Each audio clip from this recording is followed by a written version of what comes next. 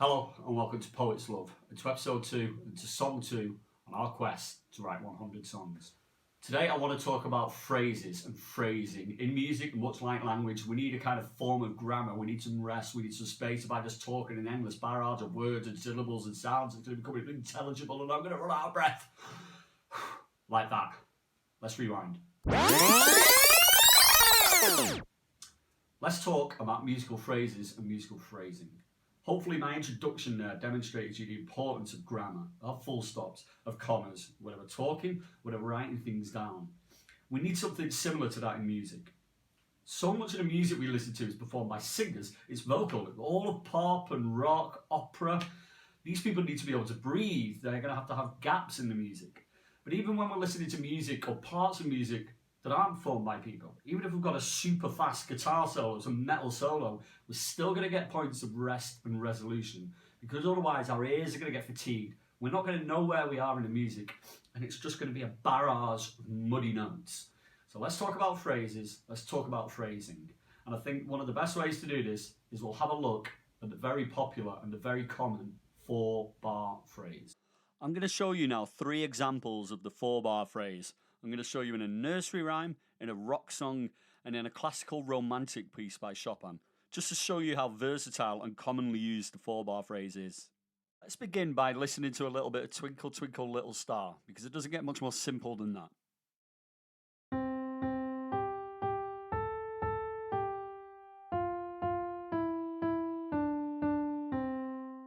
And now we have a very simple 4-bar phrase. Music goes up, it comes back down, and it ends on a long note, a long tonic note, the C in our scale of C major. This 4-bar phrase, however, doesn't want to be heard in isolation. It wants to be paired with another phrase, giving us what some people call and answer or question and answer, or the very posh term, antecedent, consequent. Let's listen to the next 4 bars in the music, and hopefully you can hear what I mean by that.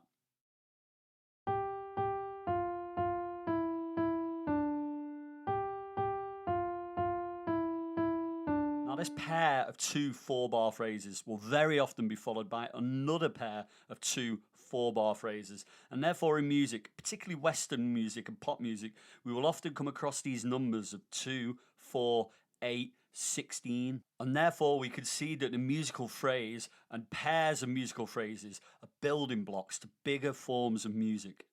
Okay, now let's look at another example of a 4-bar phrase, this time from the fantastic Muse.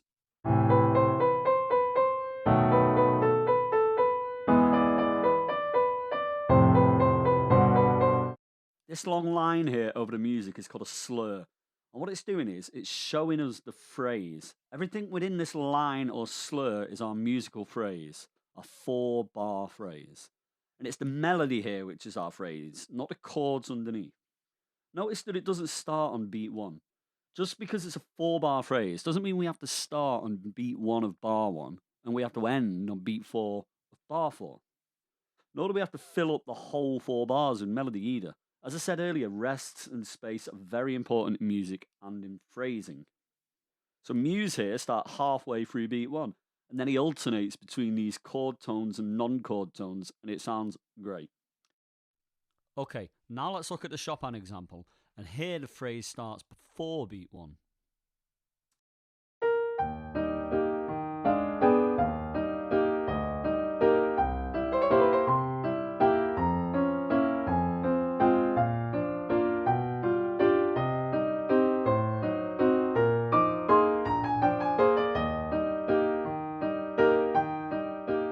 As I said, Chopin has chosen to start this phrase before beat 1.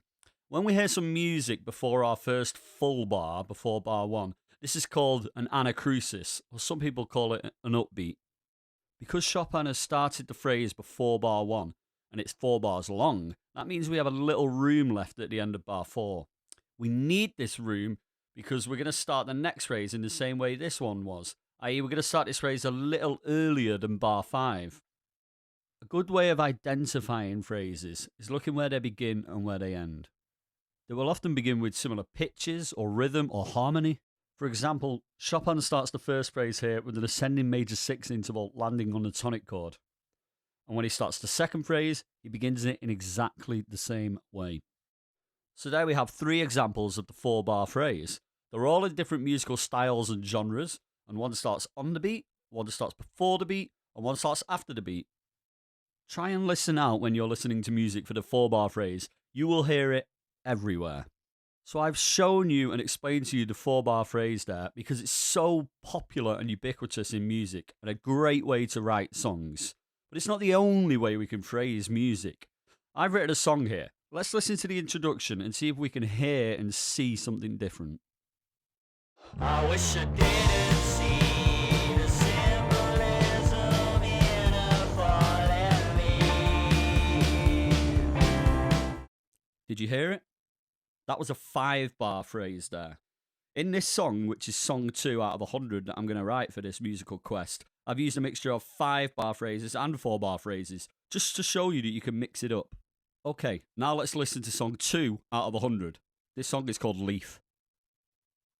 I wish I didn't see the symbolism in a falling leaf. I wish I could view time something other than a common theme. I don't know why I try to believe. I don't know why I lie in my sleep. I look behind my ears, you'll still find that it's wet. I look, might as well be in my bassinet. I don't, the only thing that I own is my head. I wanna go back to the wall in our house, measuring my height. A faded pencil mark be the only thing that keeps me up at night. I don't know why I try to believe. I don't know why I lie in my sleep. I look behind my ears, you'll still find that it's wet. I look, might as well be in my bassinet. I don't, the only thing that I own is my head. Oh my, just tell me what to do. I need a part, I just wanna be you. Wonder will I ever be a man? Eventual, perhaps I can. Perhaps I can. Perhaps I can. Perhaps I can. Perhaps I can. Perhaps I can.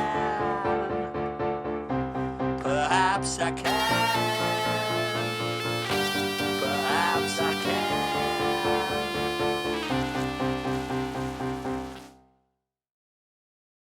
Well, there we have it. Song 2 out of 100 done. 98 to go.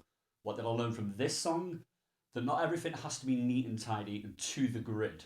I think most of us nowadays probably write music through a DAW, that is to say via a computer. And while they're an amazing tool, they can often shoehorn us in and box us in. You open it up and it's 120 beats a minute and you have all your arrangement windows, 16-bar verses, etc.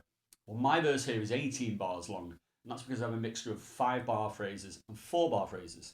And that's fine. It's not as if 5-bar phrases are bad and 4-bar phrases are good. They're just different. And as long as we know what we're doing and what we're writing, I think that's fine. My 5-bar phrases came about here naturally just because the lyrics in the verse was quite wordy. And as much as I tried to abbreviate it or edit it down, I couldn't do that without still conveying the meaning I wanted to. So I ended up with an 18-bar verse. And like I said, that's fine. I quite enjoy it. If you enjoyed this video, please like and subscribe. I hope you got something out of it. And please join me in the next video and the next song.